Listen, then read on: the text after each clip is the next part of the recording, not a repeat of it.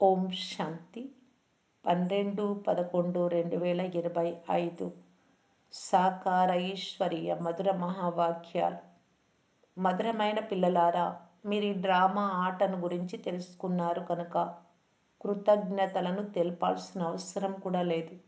ప్రశ్న: సర్వీస్ఫుల్ అనగా సేవాధారి పిల్లలలో ఏ అలవాటు ఏ మాత్రమూ ఉండరాదు? జవాబు: యాచించే, అడుక్కునే లేక ప్రార్థించే అలవాటు అస్సలు ఉండరాదు. మీరు తండ్రి నుండి ఆశీర్వాదాలు, కృప మొదలైనవి వేడుకోవాల్సిన అవసరం కూడా లేదు. మీరెవ్వరి నుండి ధనాన్ని కూడా, డబ్బు కూడా అడిగేందుకు వీలు లేదు. యాచించడం కంటే మరణించడం మేలు.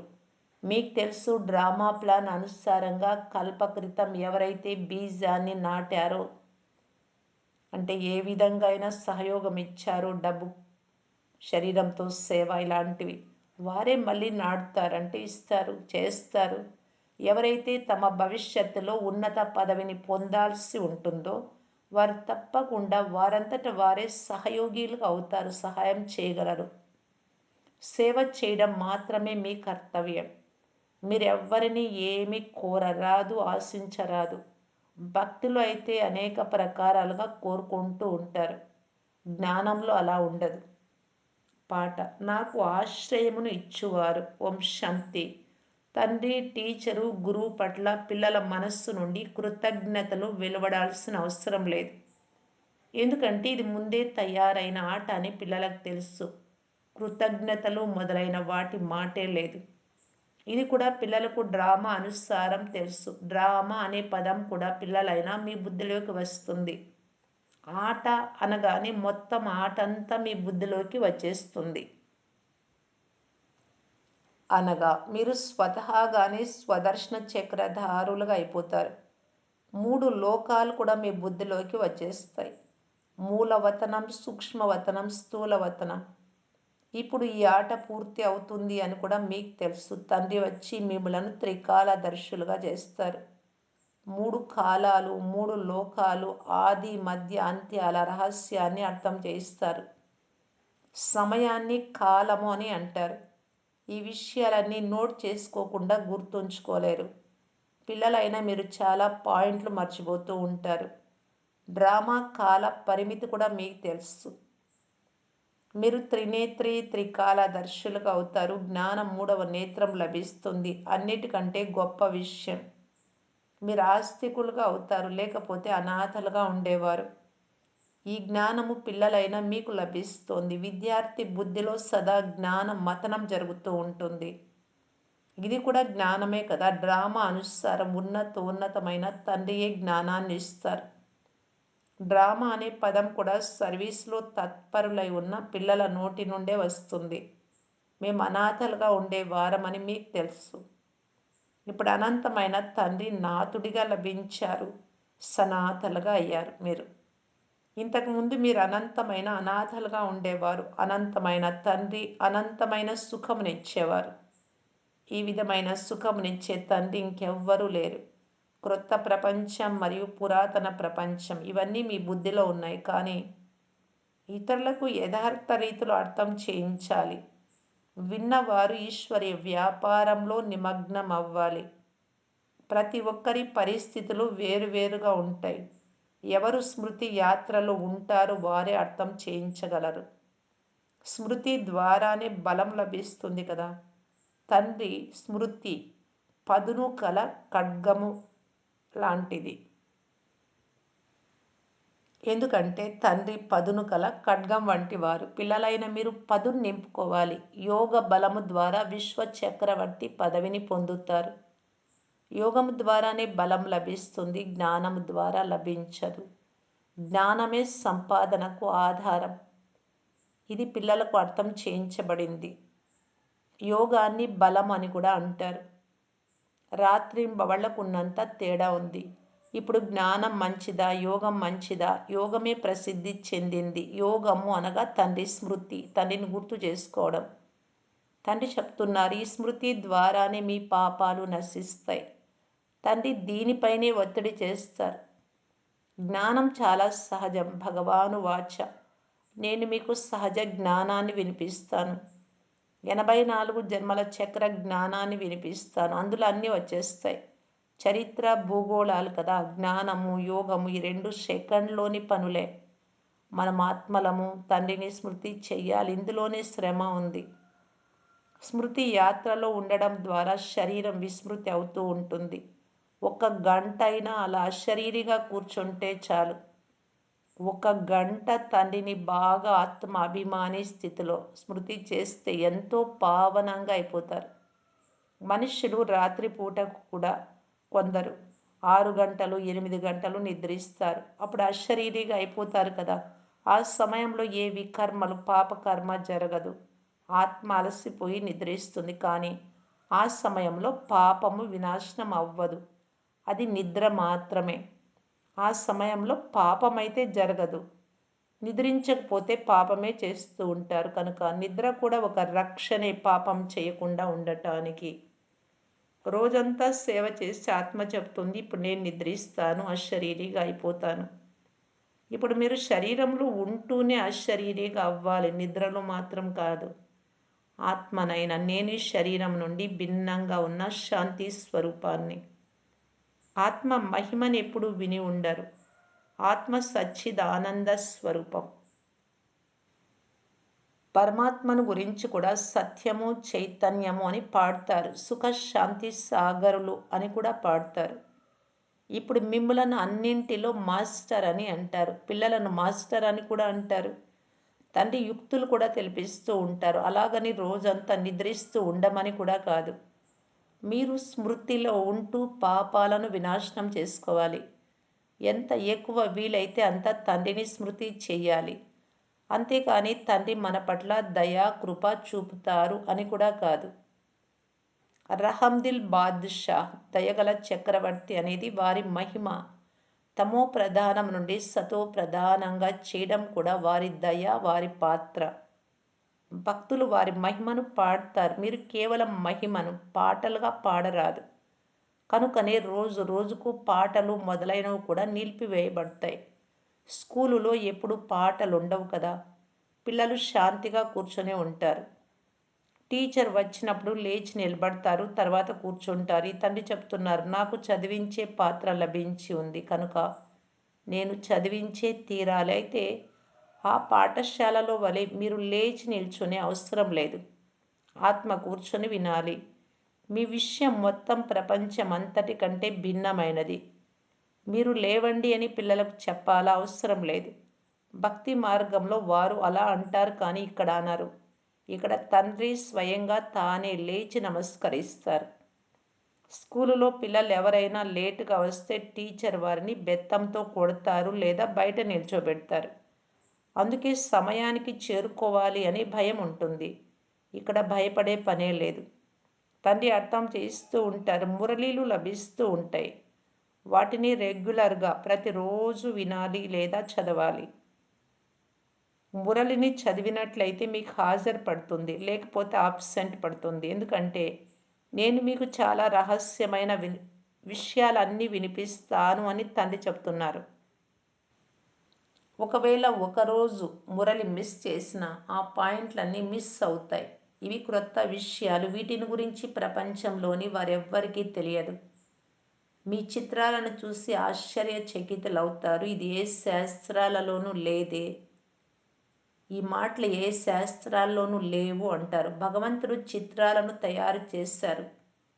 మీ చిత్రశాల క్రొత్తది. బ్రాహ్మణ కులానికి చెందిన వారు ఎవరైతే దేవతలుగా అవ్వనున్నారో వారి బుద్ధిలో మాత్రమే కూర్చుంటాయి.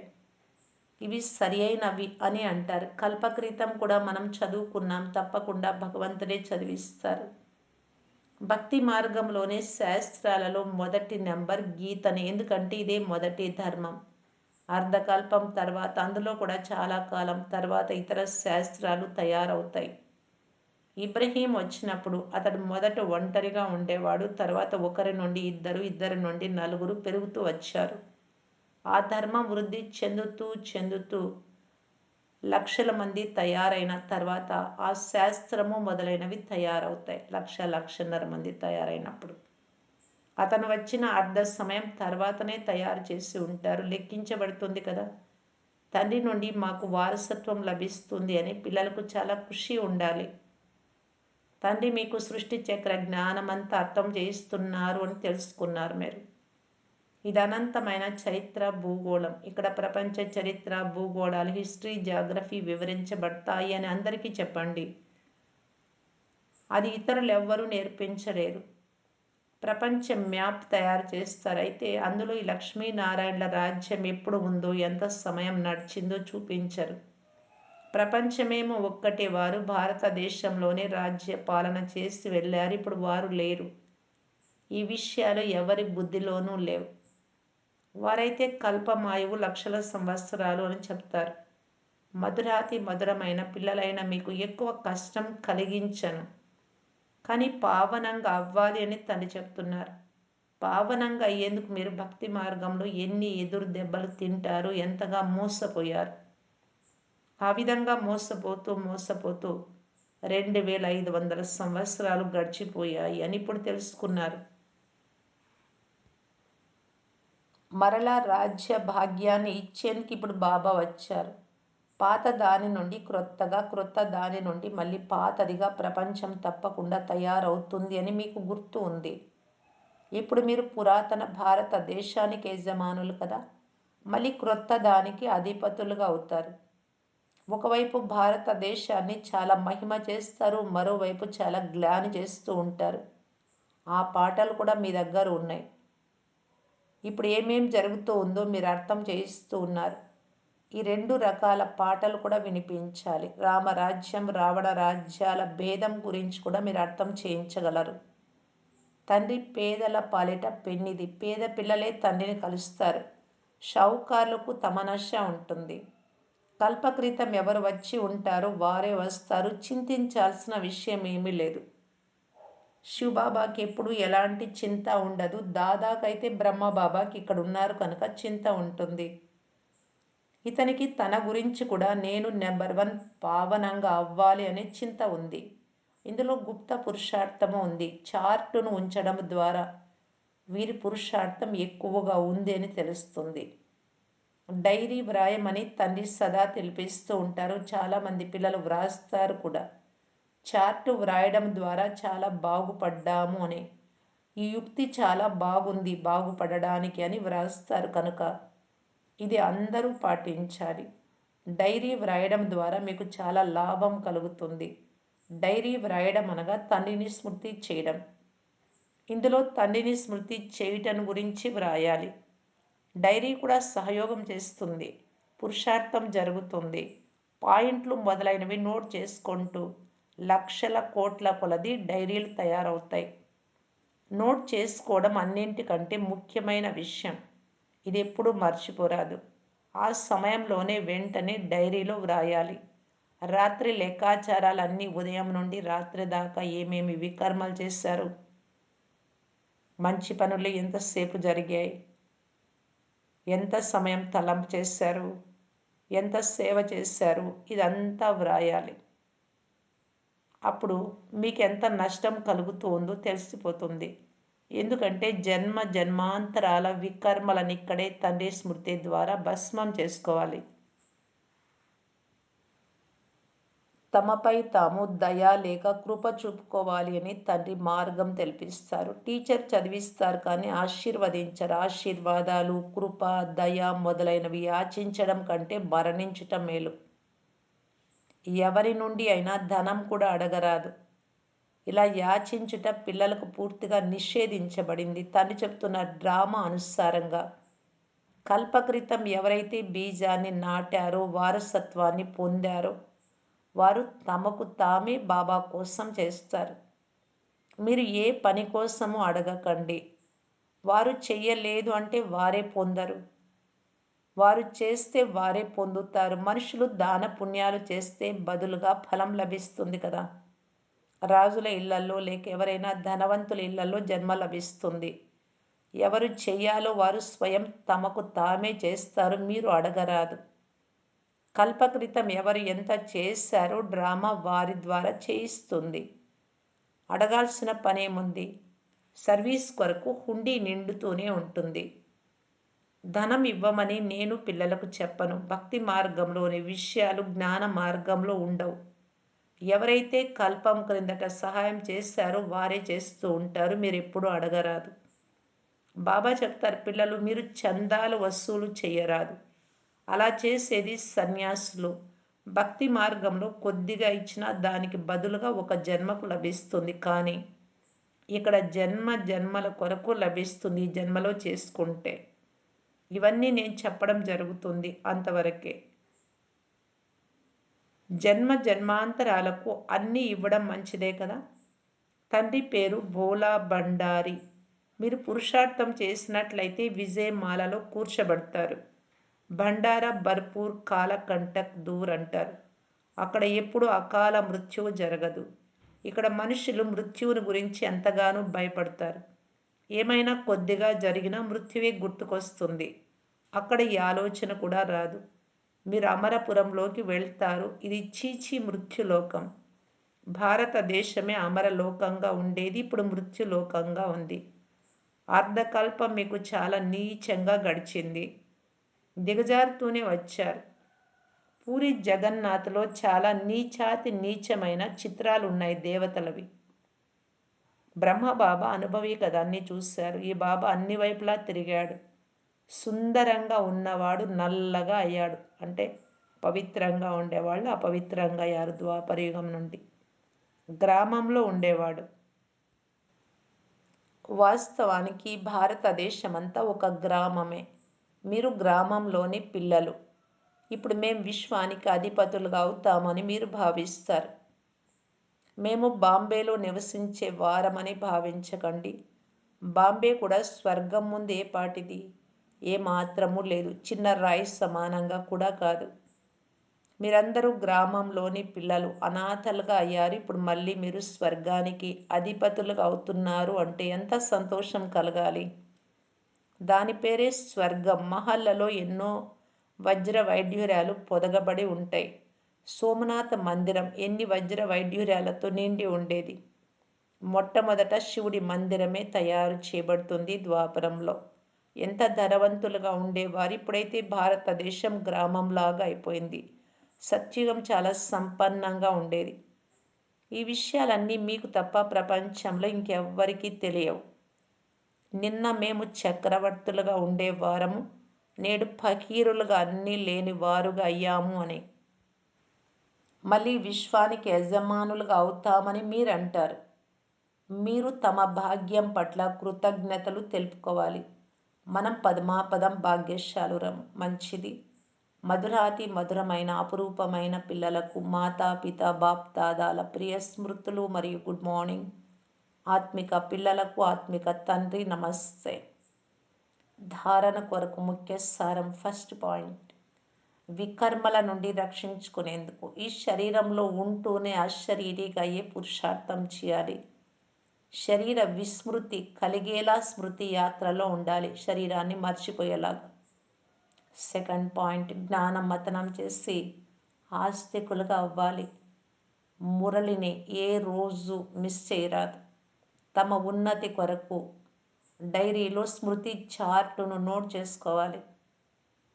వరదానము, ఆత్మిక శక్తిని ప్రతి కర్మలో ఉపయోగించే యుక్తియుక్త జీవన్ముక్త భవ.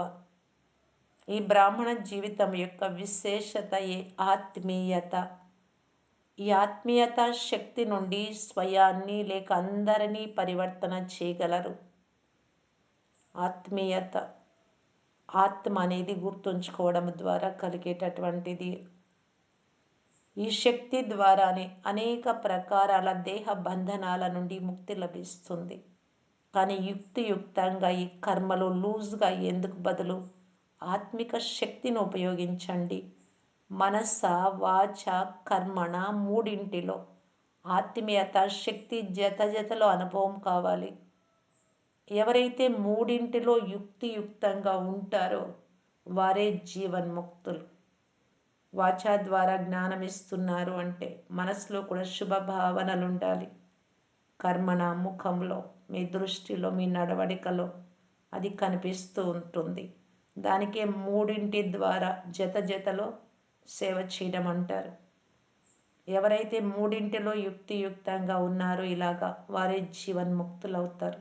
స్లోగన్: సత్యత యొక్క విశేషత ద్వారా కృషి మరియు శక్తిని అనుభవం చేస్తూ నడవండి. సత్యత ఒకటి, నోటి ద్వారా అబద్ధం చెప్పకుండా సత్యమే చెప్పడము, అది సత్యత అంటారు. ఇంకొకటి సత్యత అంటే ముఖ్యంగా నేను ఆత్మ సత్యం, నా తండ్రి సత్యం, డ్రామా సత్యం, అందరూ పాత్రధారులు సత్యం, ఇలా కరెక్ట్గా తెలుసుకొని తండ్రి ద్వారా అలాగే నడవాలి. శరీరానికి బదులు వస్త్రము అనుకోవడం అసత్యం. అలా ప్రతి విషయంలో కూడా సత్యంగా ఉండాలి. అప్పుడే ఈ విశేషత ద్వారా ఆనందము, శక్తి కూడా అనుభవం అవుతాయి. అవ్యక్త సూచన: అశరీరి మరియు విదేహీ స్థితి యొక్క అభ్యాసాన్ని పెంచండి అని బాబా చెప్తూ ఉన్నారు. ఇలాగా ఇప్పుడు ఏ పరిస్థితులు వస్తున్నాయో, ఇక ముందు ఏ పరిస్థితులు వస్తాయో వాటిలో విదేహి ఆత్మ అభిమాని స్థితి, అశరీరీ స్థితి, ఈ అభ్యాసం చాలా అవసరం. అందువలన ఇతర అన్ని విషయాలను వదిలేసి ఇదైతే జరగదు కదా, ఇదైతే జరగదు కదా, ఇలా జరగకూడదు, ఏమవుతుంది, ఇలాంటి ప్రశ్నలన్నీ వదిలేయండి. ఇప్పుడు ఆత్మిక స్థితి, విదేహీ స్థితి యొక్క అభ్యాసాన్ని పెంచుకోండి. విదేహీ పిల్లలపై ఏ పరిస్థితి కానీ, ఏ ఆందోళన కానీ ప్రభావం చూపించలేదు. ఓం శాంతి.